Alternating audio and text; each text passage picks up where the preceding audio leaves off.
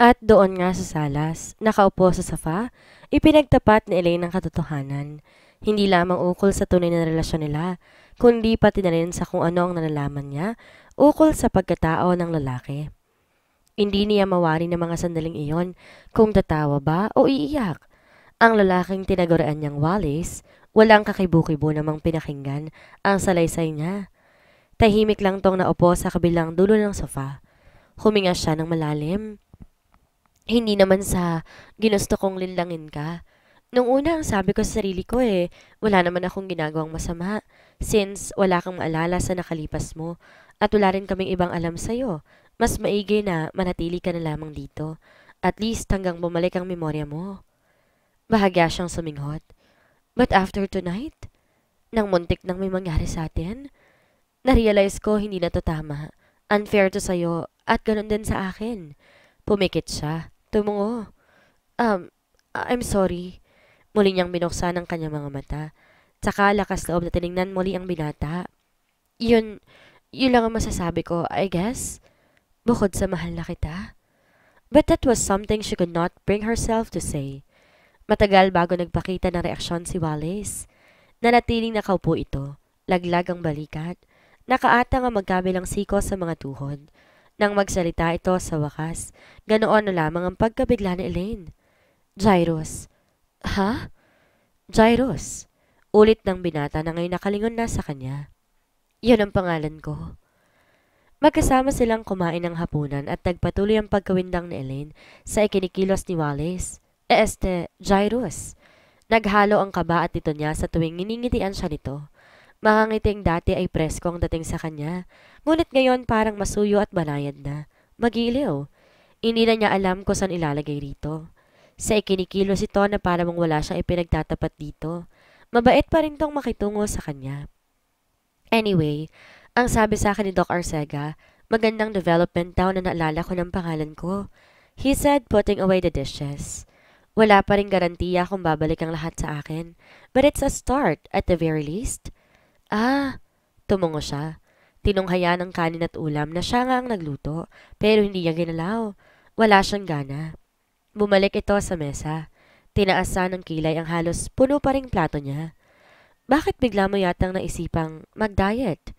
Wala, wala akong ganang kumain. Tugon ni Elaine, saka tumayo. Naglakas loob siyang tingnan ng lalaki ng mata sa mata. Wallace? Gyros. Her mind corrected, pero di bali na nga. Nakasanayan niya ng tawag iyon sa binata.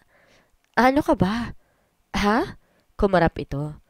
Tao ako, wag kang mamiloso po.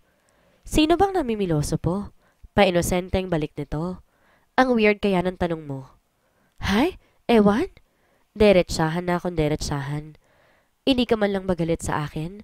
May atraso ko sa'yo, di ba? Niloko kita. Pero matapos mong malaman sinungaling ako sa'yo, gusto mo bang magalit ako sa'yo? Natigilan ang dalaga. Hindi sa ganun, pero mas okay naman yon kaysa umasta ka na parang walang nangyari. May sasabihin pa sana si Elaine, pero bigla siyang niyakap ni Gyros. Maingat, mahigpit. Ikaw na nga nagsabing maatraso ka sa akin. Bulong nito na ang tono. Nagbibiro pero malambing. Tapos, ikaw pa tong may ganang magsungit? She blushed but could not bring herself to abandon his embrace. Kasi ang labo mo eh. Malabo nga ba? Kung malabo ako, dense ka naman. Pessimist pa. Lumayo siya ng kaunti dito para matitigan ng mabuti ang dalaga. Would it kill you to accept the fact na wala sa akin kung niloko mo man ako o hindi? Kung magkasintahan nga tayo o hindi? Kung talagang minahal kita noon o hindi? Elaine, sa totoo lang para sa akin kasi tumikim ito. Para sa akin, tila nahihiyang patuloy nito. Para sa akin, sapat na kung ano ang meron tayo ngayon. Napang nga ang dalaga. Ha? In other words, buwelo pa ni Gyros. Masaya ako sa piling mo. Sobra. To the point na hindi mahalaga sa akin kung bumalik pa ba ng buo ang memorya ko o hindi. He managed a nervous, hopeful smile. Bahagyaring tumikim. I guess what I'm trying to say is, mahal din kita. Sigaw ng puso ni Elaine. Gago, mahal din kita. Ngunit dahil parang sasabog ang kanyang dibdib sa tuwa, sa halip na sabihin ng mga katagang iyon, siniil niya ng halik ang bibig ng binata. Nang gabing yon, hindi sila natulog sa magkahiwalay na kama. Sa umagang kasunod ng pinakamasayang gabi sa buhay niya, nakahiga sa kamang hindi sa kanya, masuyong hinaplos ni Jairus Espiritu ang likod ng babaeng katabi. Mula sa posisyon niya, inismiran niya ang puting teddy bear na nagsilbing saksi sa ginawa nilang kamunduhan sa buong magdamag. Nakalupasay ito sa sahig.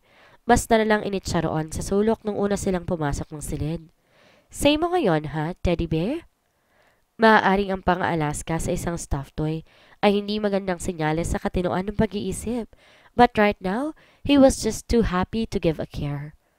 Nakailang rounds ba sila kagabi? Hindi na niya mabilang. Isa sa kusina, isa sa hagdanan, at isa pa sa may pintuan ng silid nito. Di na nakapasok. Pagkatapos, sa wakas, ang grand finale sa kama. Maalala lamang niya iyon. Napapabungis-ngis na siya na para bang escapee ng mental hospital. Napapanis. Kinikilig na parang teenager. Nagiinit na para bang nabitin pa sa tinamasa nila ng paulit-ulit ng nakaraang gabi. Down, boy? Tahimik na pakiusap ng binata sa pasaway niyang katawan. Ngunit paano ba niya ito mapapasunod kung gayong may warm female body na nakadantay sa kanya? Lalo na kung nagkataon man o sinadya. Nakadaop ang palad ni Elaine sa mismong parte na inuutusan ni Jairus mag-behave. So much for self-control. Naisip na lamang niya. He rolled them over so that his body was now hunched over hers. Craning his neck forward, he gave her a kiss. Good morning, Miss Beautiful. Bati niya. Gising na ngayon. Salamat sa halik. Inirapan siya ng dalaga. Sira? Pero bugnutin man ang bati, ngumiti pa rin to sa bandang huli, showing off the dimple in her right cheek marvelously. Paano ba yan? Sabi ni Jairus. Mukhang may problema tayo. Suminghot si Elaine. Kaya aga-aga ganyan ang ipanggigising mo? Bakit hindi? Effective naman na. Umismis ang dalaga. Para sa'yo siguro, oo. Pero magsi-CR muna ako, ha? Jairus held fast. Pero, babalik din ako. Ano ka ba? With that, tuluyang kumawala ang dalaga. Buwaba na mula sa kama. Kagad pinulot ang kumot sa kakahulog lamang sa sahig at itinapis iyon sa sarili. Naglakad ito papunta sa pinto. Behave. Huling bili nito, casting him one last glance over her shoulder and took off. Bilisan mo, he grinned. Ngunit sa halip na manatiling nakahiga at naghihintay sa kama, bumangon na rin sa Jairus. Nakakaginaw ang manatili sa kwarto nang walang suot man lamang na brief. Naispatan niya ang pares ng underwear sa isang sulok. Kagad niya yung sinuot nang may narinig siyang kung anong kalabog mula sa hagdanan. Elaine? Nag-aalala para sa dalaga. Kaagad na lumabas si Jairus sa kwarto. Dumiretso siya sa may hagdanan, kung saan nakatayo ang pinakamantaas na baitang, si Elaine. Putlang-putla at nakatingin sa kung ano o sino man ang nakabulagta sa ibaba nito. Sinundan ng binata ang direksyong tinutunghay nito at doon, nakahiga sa pagitan ng sahig at ng pinakamababang baitang na hagdan. Bahagyang natabunan ng mga bagahit bayong na dala-dala nito. Nabanaag ni Jairus ang walang malay na katawang tao ni Mang Ambo. Humingi si Jairus ng panahon para makapag-isip mag-isa. His mind was reeling, ngunit hindi kasing lala nung una. Unti-unti, bumalik sa kanya ang natitira pa niyang alaala. Parang mga piraso ng isang panaginip na isa-isang nagsilutangan sa karagatan ng diwa niya. Doon, nakaupo sa swing sa ngayon, pamilyar ng bahagi ng plaza. Naalala na ni Jairus Espiritu ang lahat-lahat. Nakabuntis ka, iho. Primerang sinabi ni Mang Ambo nang mahimasmasan to at mag-usap sila ng sarilinan. Isang babaeng nagngangalang Nancy. Sinabi sa akin ng kaibigan mo. Granted, hindi matatawag na matalinong desisyon ang magpagalagala sa kalakhan ng lungsod habang tila dinadaluyong ng impormasyon ng kanyang ulo. Pero hindi rin naman matatawag na nasa tama siyang pag-iisip noong mga oras na yon. At kailangan pa rin niyang makalayo muna sa bahay. Si Elaine, paano na? Sa kabila ng tuluyang pagbabalik ng memorya niya, ito pa rin ang nais si Jairus na makasama. Mahal na nga niya ito. Ngunit paano niya sasabihin sa dalaga ang tungkol kay Nancy? Paano to magre-react? Paano kung magbago ang pagtingin nito sa kanya? Papaano kung pilitin siya nitong panagutan ang nangyari sa kanila ni Nancy? Matatag na babae si Elaine, independent. Kaya nitong magparaya, mabuhay na mag-isa. Ngunit siya, hindi niya na kayang mabuhay ng walang babae. Hindi ngayong nakasanayan niya ng simpleng buhay, malayo sa kaguluhan ng Maynila.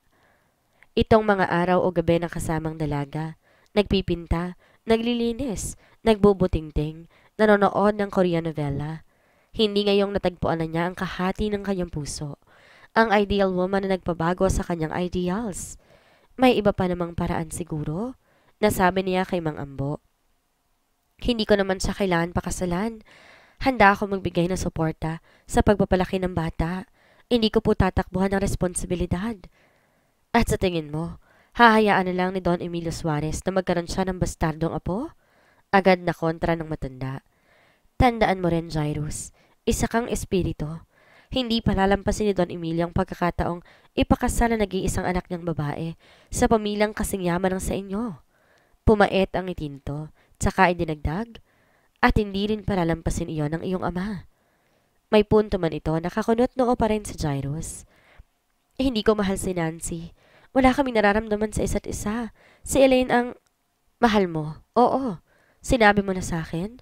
Pero handa ka bang ipaglaban ang pag-ibig mong yan? Matamang tinitigan pa siya nito bago itinuloy ang sasabihin. At handa rin ba si Elaine? Si Elaine? Napapikit siya. Papaano na si Elaine? Mr. Espiritu? Tumingala siya. Tsaka lamang niya napansin ang apat na lalaki na naglalakad papalapit sa kanya. Lahat matatangkad, malalaki ang katawan. Kilala ninyo ako? Sa halip na sagutin siya, tinapik siya ng goons na nakashade sa balikat. Kailangan niyo pong sumama sa amin, sambit nito. Bakit naman? Sabi ni Jairus kahit natutunagan niya na kung para saan ba yon. He was trying to stall for time. Gaya ng babala sa kanya ni Mang Ambo, natunto na siya ni Don Emilio. Kailangan na nga niyang tumakbo. Basta, sumama na lamang po kayo. Giit naman ng goons na nakaboots. Hindi sa talaga namang tatakasan niya ang pananagutan niya kay Nancy. Pero hindi pa ngayon ang oras para bumalik siya sa Maynila at ayusin ang gulo niya roon. Kailangan niya munang kausapin sa Elaine at magpaliwanag. Pasimple siyang humakbang paatras. Marahan lang at hindi yon umubra. Tinitigan siya ng isa na siyang pinuno. Bigotilyo ito. Itigil mo na yan, sir.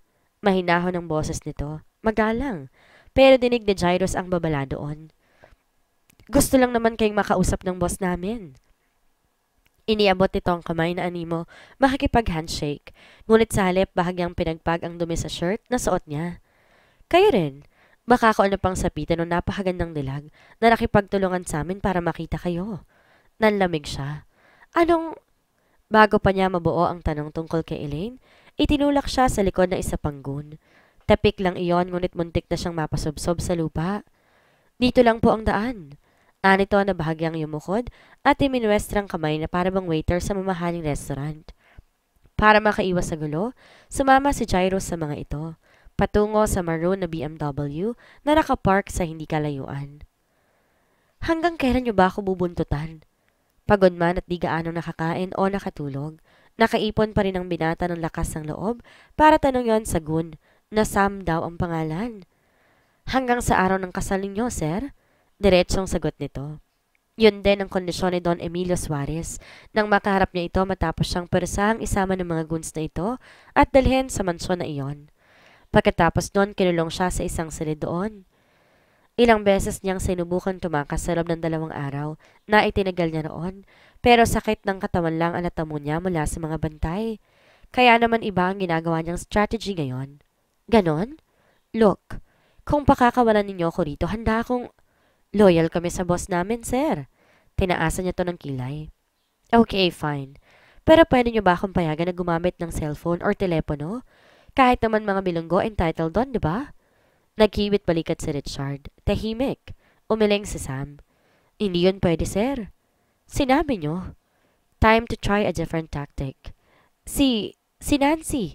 Siguro naman po pwede kong kausapin ang mapapangasawa ko? Natitiyak niyang hindi rin boto sa kasal na ito ang babae. Kung magkakausap lang silang dalawa, maaaring makagawa pa sila ng plano upang hindi matuloy ang wedding. Sorry sir, pero hindi rin namin mapapayagan yon. Ani Sam. Malas ho yun eh. At paano naman naging malas yon? Basta malas lang ho sir. Magalang nagiit ni Sam. Walang kakurap-kurap, habang sa tabi nito nag-unat-unat ang malat Chinese ham sa laki ng mga balikat ni Richard, ang isa pang gun. Pinaputok ang mga knuckles na para naghahandang manakmal ng leeg, keeping a steady eye on Gyros all the while. Napanunok ang binata. Mukhang malas nga, sang-ayon niya. May kumatok sa pinto. Isang patpating subordinate ni Sam at Richard ang lumantad. May dalaw po si Sir. Si Miguel Linares daw po. Papapasukin ba namin, kuya? Nagtingin na ng dalawa. Si Migs? Ani Gyro sa sarili. Tumikim muli ang binata. Nagtatrabaho siya sa kumpanya ni Papa. Baka pinadala siya para kausapin ako. Kumunot ang noo ni Sam. Tumango ito. Sige, papasukin ninyo. Sambit ito sa bagito, tsaka maling bumaling kay Gyros. Pero mananatili kami nito para bantayan kayo, sir. Sana okay lang sa inyo. May choice ba naman ako? Bulong niya. Ano po yun, sir? Wala. Nag-relax kahit papaano ang nakakapanindak ng mga balikat ni Richard at nang kalaunan pinapasok si Meg sa kwarto.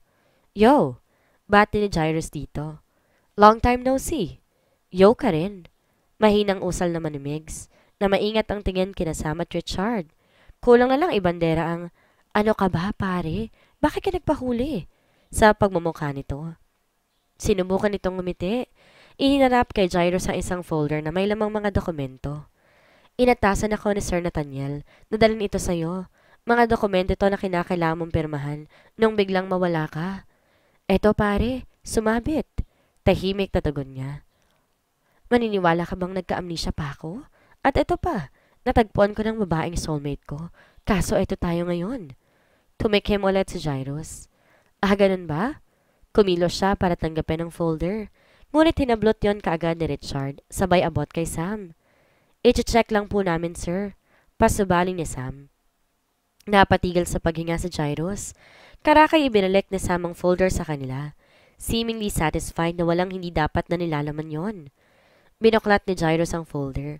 Tama, puro mga business documents lang yon na kailangan niyang pirmahan. Sinulyapan niya si Migs. Ito lang ba ang pakay nito? Kaya nagpunta ito rito? Waray bilang tugon, bahagyang bumahing si Migs. Ako nga pala magiging best man mo sa kasal ninyo ni Nancy. Sambit nito. Balita ko maglilimang buwan na siyang buntis. Umubo ulit ito. Biro mo, 5 buwan? Ulit pa nito, na tila may pakahulugan na kung ano. Ano naman yun? Ganun ba? Intelihenteng tugon ni Gyros. Habang inaalala, ang tingin na Sam at Richard. Mukhang tulad niya, clueless din ang mga to sa patutsada ng bisita. Natapos si Gyros sa paglalagda ng mga dokumento. Iniabot niya ulit ang mga yon kay Migs na tumayo. Senyales na magpapaalam na. Nagkamayan sila. Inihatid ni Sam si Migs sa pintuan ng silid, habang si Richard ang naiwan sa tabi ni Gyros. Ngunit bago pa tuluyang umalis ang kaibigan, dagling lumingon ito.